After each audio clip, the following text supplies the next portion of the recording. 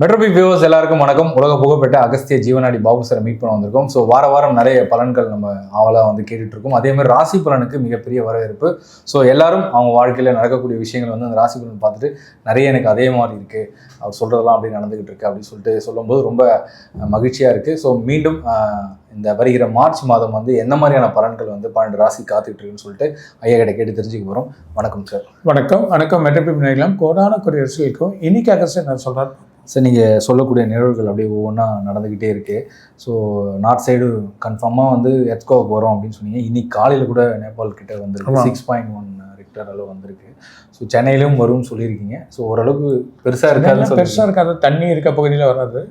இருந்தாலும் கொஞ்சம் கேர்ஃபுல்லாக இருக்குது, நல்லது. பட் ஒரு மிகப்பெரிய ஒரு இது இருக்குது, அப்புறம் சொல்லுவாங்க. இருந்தாலும் மக்கள் லைட்டாக அச்சத்தில் இருக்காங்க. ஸோ எப்படி இருக்கு? யாரும் பீதியாடாங்க. இது நேச்சர் டிசாஸ்டரில் யாரும் பீதியாங்க. எந்த நேரத்தில் வர யாருமே நம்மளால சொல்லதான் முடியும். உலகத்தில் எந்த ஒரு பொருளாலேயோ யாராலையுமே அதை நிறுத்த முடியாது. அது தெய்வத்தோட வழி. தெய்வத்தை நம்ம ப்ரே பண்ண தான் வரக்கூடிய எண்ணங்கள் போகும். இயற்கையும், அதாவது பாசிட்டிவான நம்மளோட வைப்ரேஷன், ஒவ்வொரு வீட்லேயும் ஒரு பாசிட்டிவான வைப்ரேஷன் பேசுறது, ஒவ்வொரு இடத்துலையும் ஒரு கோயிலுக்கு போனால் ஒரு பாசிட்டிவான வைப்ரேஷன் பேசுகிறப்போ அந்த காஸ்மிக் எனர்ஜி மாறும். அந்த காஸ்மிக் எனர்ஜி மாற சொல்ல ஆட்டோமேட்டிக்காகவே வரக்கூடிய எண்ணங்கள் தடுத்துருந்தாங்க. அதுக்கான வழிமுறைகள்லாம் இருக்குது. நிறைய வழிமுறைகள் நமக்கு எவ்வளோ காமிச்சிருக்காங்க. அந்த வழிமுறைகள்லாம் இருக்குது, எல்லாமே பிரச்சனை இல்லை. தமிழ்நாட்டை பற்றி அதை கவலைப்பட வேணாம்.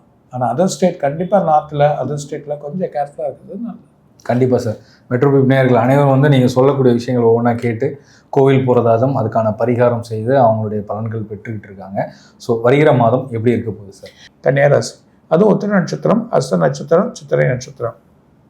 இந்த அஸ்த நட்சத்திரத்துக்கு நிறைய தேவையில்லாத குழப்பங்கள், பண விரயங்கள், செலவுகள், இப்போ வர்றதுக்கு முன்னாடி செலவுகள், ஒரு நிம்மதியில் வேலையில் அப்படியே ஸ்டாக்னட், அந்த வேலையோட வளர்ச்சி கிடையாது, மேலே ஏற முடியல, வேறு ஊருக்கு போகலாமா, வேறு கிடைக்குமா, வேறு ஊரில் போய் ஜம்ப் ஆகிடலாமா, என்ன செய்யுது, வீட்டை காப்பாற்ற முடியல, பணங்கள் வாங்கி எது பண்ணாலும் செலவு ஆக மாட்டேங்குது. அந்த செலவுகள் வரதை பார்த்தா ரொம்ப பயத்தில் இருக்குது, எங்கன்னா போயிடலாமா, அந்த மாதிரி எண்ணங்கள் இருக்கக்கூடிய அத்தனை கன்னியாராசினியர்களுக்கும் பயப்பட வேணாம். இன்னும் ஒரு 1.5 மாதம் காத்திருந்தா குரு மாறுறது, ராகு நல்ல இடத்துல வருவார்.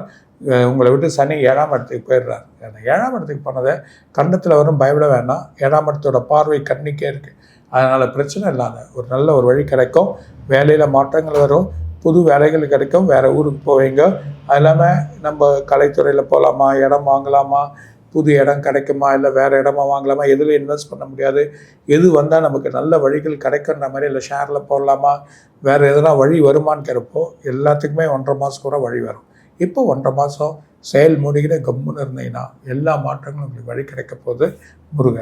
முருகர் வேண்டதோட அதே நேரத்தில் அதுக்கான வழிகள் நீங்கள் பண்ணுறதோட நீங்கள் கன்னி தெய்வங்கள் இருக்கக்கூடிய இடத்துக்கு போய் அதை அர்ச்சனை பண்ணிங்கன்னா மிகப்பெரிய பலன்கள் வரும். கன்னியா தெய்வங்கள் அதுவாக இருக்கக்கூடிய கன்னிகா பரமேஸ்வரி, அந்த மாதிரி இருக்கக்கூடிய தெய்வங்கள், இல்லைன்னா உங்களுக்கு 7 கன்னிகள் இருக்கக்கூடிய மனப்பாக்கம், அந்த மாதிரி இடத்துலலாம் போயிட்டு நல்லா அர்ச்சனை பண்ணிட்டு வந்தீங்கன்னா பெரிய மாற்றங்கள் வரும். குரு வழிபாடு பண்ணிக்கிறது நல்லது. சமாதிகள் நிறைய இருக்கக்கூடிய சமாதியாக இருக்கக்கூடிய இடத்துக்கெல்லாம் நீங்கள் போயிட்டு வந்தீங்கன்னா அந்த வழிகள் மாறும், பெரிய மாற்றத்தை உங்களுக்கு கொடுத்துரும். எந்த ஒரு பயமும் வேணாம். சின்ன ஆனால் கன்னியாராசியாக இருக்கவங்க குழந்தைகளை கொஞ்சம் அப்படியே பார்த்துக்கிறது நல்லது. சின்ன பிரச்சனைகள் ஏற்படும், அதோட வழியில் சில உடல் பாதைகள் சரியாயிடும் அப்படின்றத